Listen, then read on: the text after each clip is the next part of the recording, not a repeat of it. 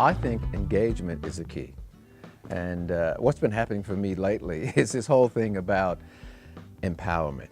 You know, people talk about empowerment. It's a movement from simply controlling people to empowering people. And I've always felt a slight discomfort with it. And what's coming to me now as I look at this whole issue of motivation, of engagement, of empowerment, I guess I'd put it this way. Empowerment says someone else has the power and they give you some, okay? So yes, that's better than having none.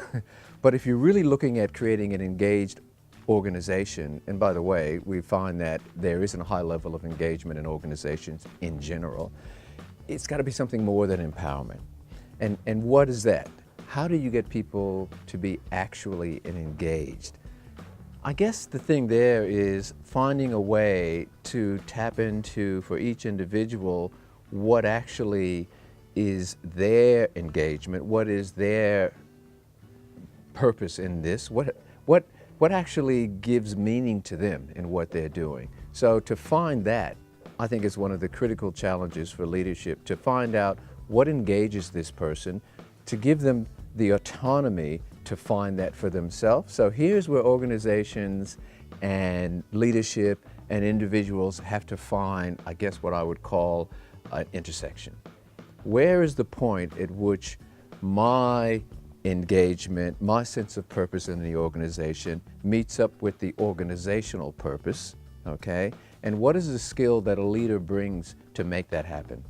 The skill that a leader brings is the ability to see what that person brings to the organization, to find a way to allow that person to be fully engaged with that purpose.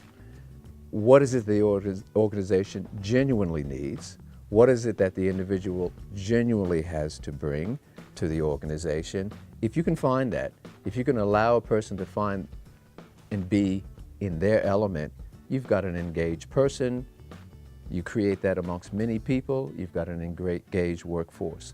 It's not as easy as empowerment. No, you know, I'm not saying empowerment is easy, but it's not as easy because with empowerment, you simply say, we'll give them this a bit of space to work, okay? With engagement, you're really giving them autonomy. You're really saying, come, in a sense, do your thing. We need that in this organization, and we want you to be fully engaged in working with that. And we believe that if you can do that, the organization is going to be better off.